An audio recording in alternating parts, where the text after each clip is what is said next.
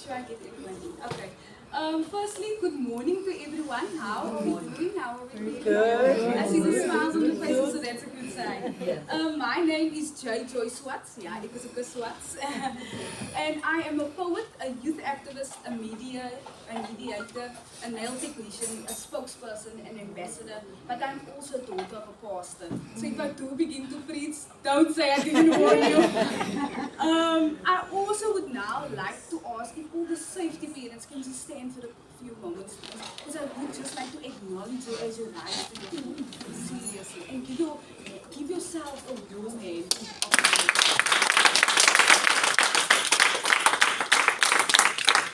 I would also then now like to take this opportunity to thank Auntie Shanaz and her daughter Nurani in her absence for this wonderful opportunity that you guys have given me to be here. Thank you so much. You can be seated.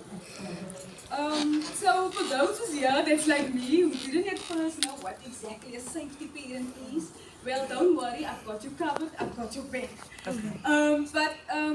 In life, there's the cycle, right? There's the and some of us have maybe learned it in school. Some of us are still learning it in school, and it's called the input, the process, the output, right? The input, process, output. And so I'm going to explain to you how I'm going to connect the cycle with what we're celebrating today.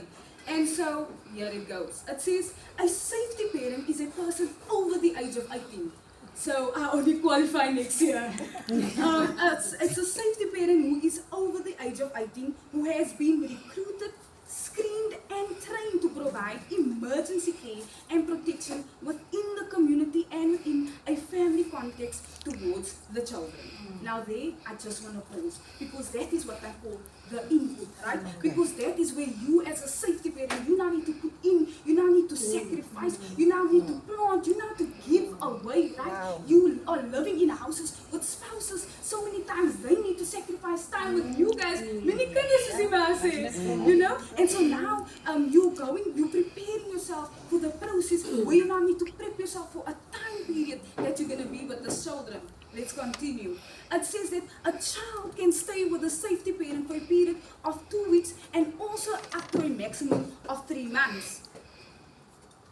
Children are placed with the safety parents for a number of reasons outlined in the Children's Act 38 of 2005.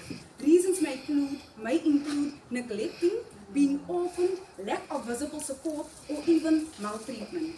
Now there I want to stop, because in the process, that is where you as a safety parent is now being molded, you are now being fostered, you are now being bended, your character is being tested in that. Why? Because you are now up to 2 weeks till a period of 3 months with their child or even children, where you now have to create a bond, you now need to start a relationship with their child. So you as a person is being tested, right? So let's now go to the output.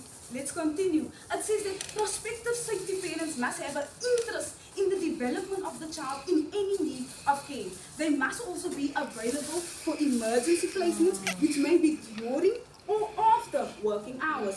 And they must also understand that there is no financial benefits other than compensation for basic costs of care. When a child is placed with a safety parent, the department only contributes 27 Rand towards the basic needs of the child. Now, 27 Rand. 27 Rand, mommy. 27 Rand. My nails are leaning glue as 30 Rand. 27 Rand. Come on, it's a joke. You know? So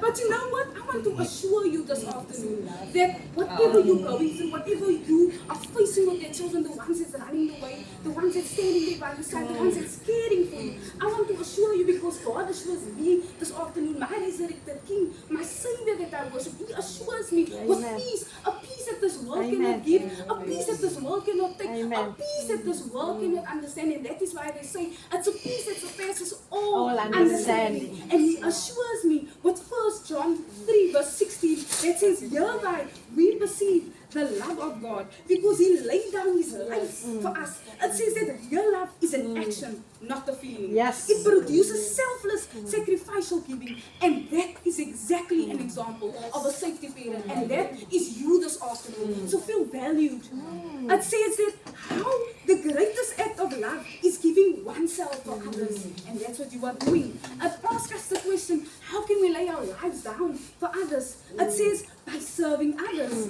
with the thought of receiving nothing in return. Because sometimes it is easier to say that I'll rather die for you than to love for you. Why?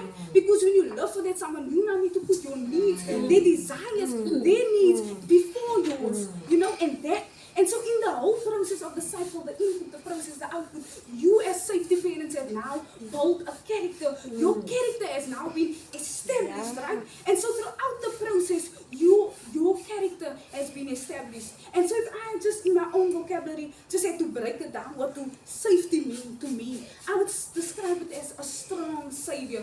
Why? Because you come to these children's rescues time and time again, night and day, 24/7, like the lady said. It says that you're always available, whether it's winter, whether it's summer, whether you have money, whether you don't, whether you have the clothes or not, you are always available. And you are faithful. I hear there are some God-serving people, yes, even kitties here. So see, like the Muslim religion says that your iman would stay. Does it correct, Titi? So meaning that, in other words, your faith need to be a strong layer of stability for you, so that when these children come into your houses, you know that no matter what they try, you're going to stand firm, knowing that the God that you serve, He has your back. So that's why I say you are faithful. And what you are doing, your work that you are doing, sorry for my back, it's echoing, right? It's echoing into talented youngsters' lives. So to just sum it up once again, you are strong saviors, always available, and faithful, and your faithfulness echoes into talented youngsters' lives. So this afternoon, when you look at yourself in the future going forward, look at yourself in the mirror, tell yourself that I'm a strong savior, I'm always available, and my faithfulness, it echoes into talented youngsters' lives. So be reminded this afternoon that whatever you are doing, whatever seeds you are planting in these young children's lives, right, that seed will now become a plant, that plant will become a tree, that tree will bear fruit, and one of these days soon, you guys will eat from that fruit, knowing that you have done the work. So be blessed and be encouraged that you are loved this afternoon. Wow! Wow! Yes!